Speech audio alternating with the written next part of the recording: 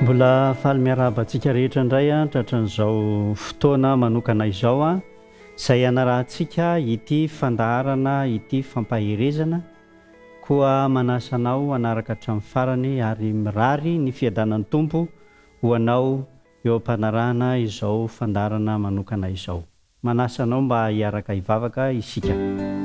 Andriamanitra rainay izay ny an-danitra, misaotra anao zahay noho izao fotoana izao ahafahana indray mandray ny teninao ho fampaherezana koa miasa ao anatinay amin'ny fo, amin'ny saina, amin'ny anaran'i Jesosy Kristy. Amen.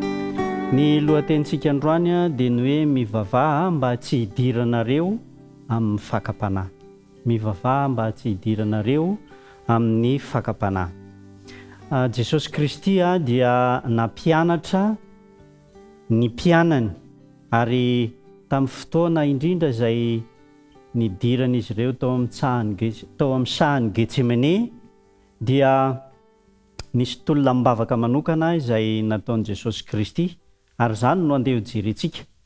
Rehefa niresaka tamin'ny mpianany Jesosy dia izao no hafatra ao amin'ny Luka 12:20. Luka 12:20 mivaky toy izao amin'ny anaran'i Jesosy. Ary raha vao tonga tamin'izany dia hoy izy taminy, mivavaha mba tsy hidiranareo amin'ny fakapanahy.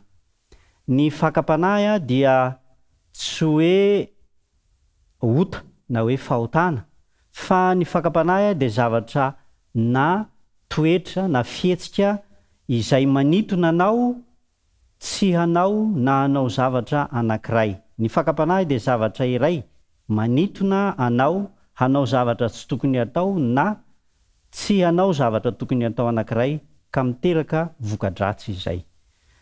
Ny tian'i Jesosy ambara ao amin'ilay Luka 12:20 dia hoe mivavaha mba tsy hidiranareo amin'ny fakapanahy. Amin'ny dikateny diemo izy dia izao no ambarany. Mivavaha mba tsy ho azon'ny fakapanahy ianareo.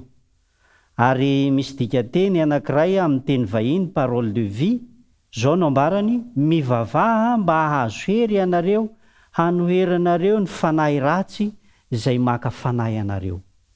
Ny tian'i Jesosy Kristy ambara zany dia mba handresentsika, mba handresen'ny mpianatra ny fakapanahy ka hahatohitra izany fakapanahy izany isika. Handresy ka tsy hanao ilay zavatra manintona ny tena mba hahatonga zava-dratsy. I Jesosy Kristy dia nisedra izany toe-javatra izany manokana teo amin'ny sahany Getsemane io. Ao amin'ny 2:20 amin'ny Luka 12:20 dia izao no ambarany.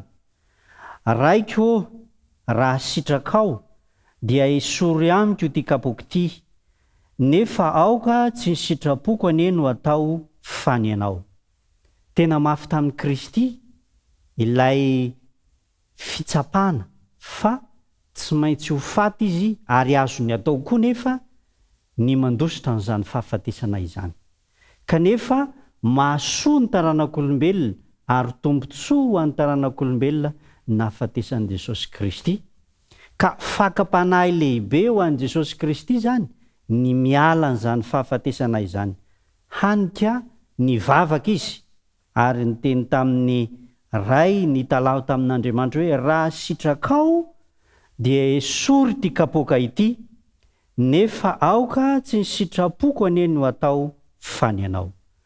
Raha ohatra zany amin'ny maha-olombelona, satria nitafin'ny maha-olombelona Jesosy Kristy, ny faniriny dia hanala hiala amin'izany fahafatesana izay.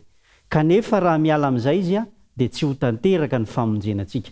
Izay ilay fakapanahy mahazo ny olombelona ary ny ainan'i Jesosy Kristy.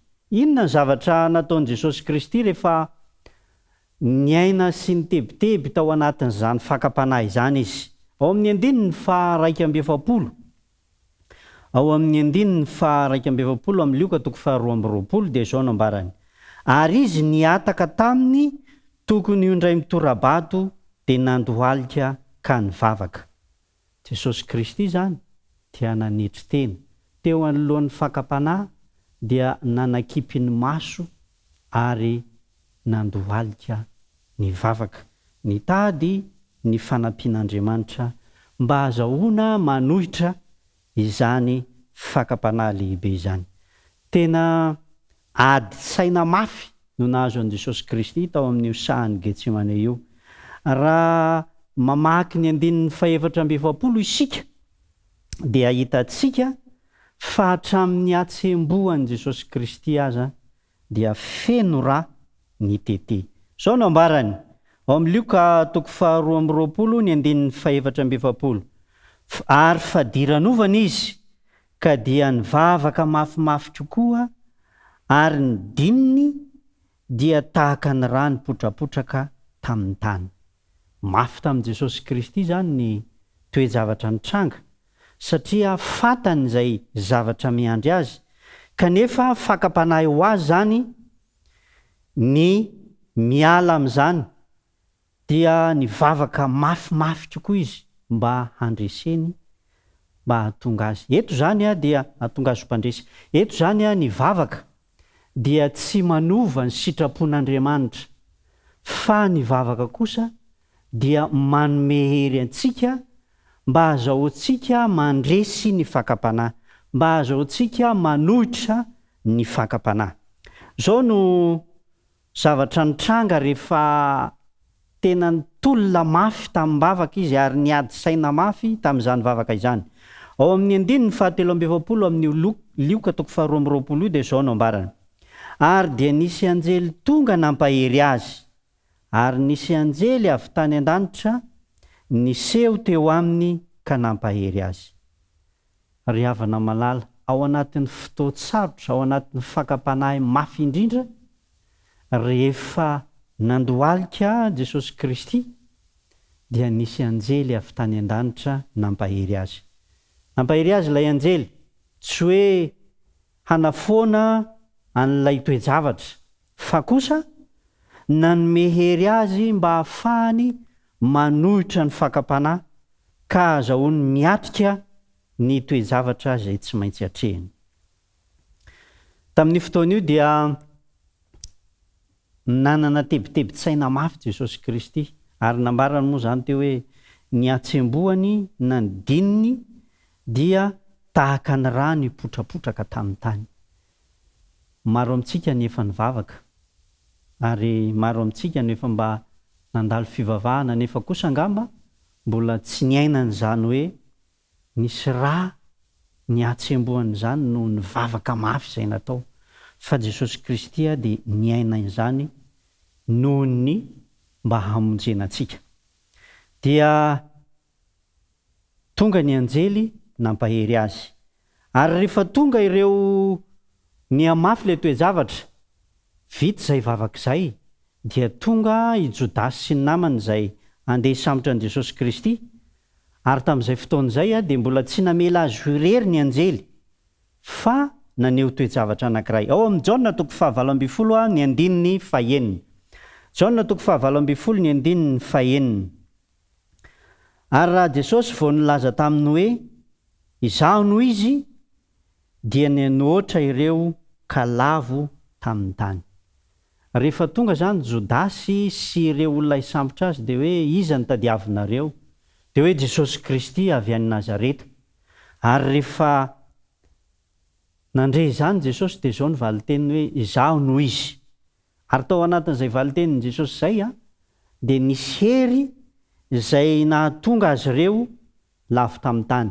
Niditra an-tsehatra ny anjely, ary naneho tamin'i Jesosy Kristy fa manatrika azy miaraka aminy, tsy mamela azy ho irery ao anatin'izao toe-javatra izao ny lanitra manontolo. Fiavana malala, mety manoloana ady sarotra ianao, mety misy fakapanahy izay atrehanao, kanefa mbola tsy mafy noho ny aretan'i Jesosy Kristy zany. Ary manome toky Andriamanitra fa rehefa mivavaka isika dia ampahery antsika izy. Ary izay no mahatonga an' Jesosy izay fanandramany manokana izay amin'ny maha olombelona azy ny tafinofo, dia mampahery antsika izy manao hoe mivavaha mba tsy hidiranareo amin'ny fakapanahy. mananady atrehana ianao ary mety lehibe zany nefa tsarovy fa mbola tsinotsinony zany raha mitaha amin'izay natrehan' Jesosy Kristy. Koa andeha isika hazoto mivavaka. Raha sendra fakapanahy, mivavaha mba handresenao. Raha sendra olana, mivavaha mba handresenao. Zao no amaranantsika azy zay efa voambara terimy voalohany eo amin'ny Lioka 2:20-20. Ary raha vao tonga amin'izany tany izany izy, dia hoy izy taminy, mivavaha mba tsy hidiranareo amin'ny fakapanahy. Fanirian'i Jesosy Kristy ny tsy hidirantsika amin'ny fakapanahy, ary raha sendra misy aza manoloana ny fakapanahy isika dia mba ho mpandresy tahaka ny nandreseny, ary azo antoka fa hiditra an-tsehatra ny mpon'ny lanitra hanampy anao hampandresy amin'izany fakapanahy izany.